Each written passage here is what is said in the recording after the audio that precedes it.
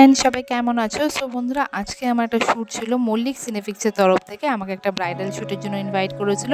So বন্ধুরা, দেখতেই পাচ্ছ পৌঁছে গেছি। এবার মেকআপ স্টার্ট হবে। সবারই একে একে মেকআপ হচ্ছিল। খুব ভালো লাগলো দেখছিলে। এই ছোট্ট বাচ্চা মেয়েটা ব্রাইডাল শ্যুট করছিল। কি মিষ্টি দেখতে লাগছে, তোমরা দেখতেই পাচ্ছ।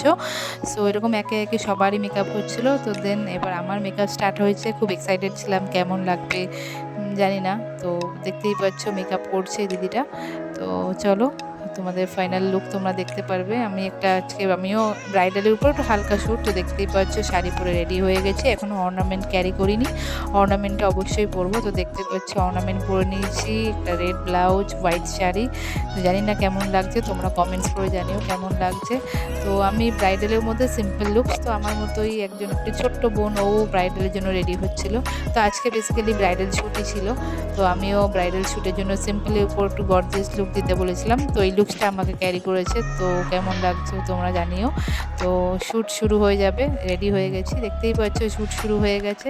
তো আগামী শ্যুটের কিছু পিকচার ভিডিও তোমাদের সাথে শেয়ার করব। ভালো লাগলে অবশ্যই লাইক, কমেন্ট, সাবস্ক্রাইব করতে ভুলো না। আর তো মল্লিক সিনেপিক্স স্টুডিওকে অসংখ্য ধন্যবাদ। আমাকে এরকম একটা ব্রাইডালের জন্য সুযোগ করে দেওয়ার জন্য অসংখ্য ধন্যবাদ। Thank you.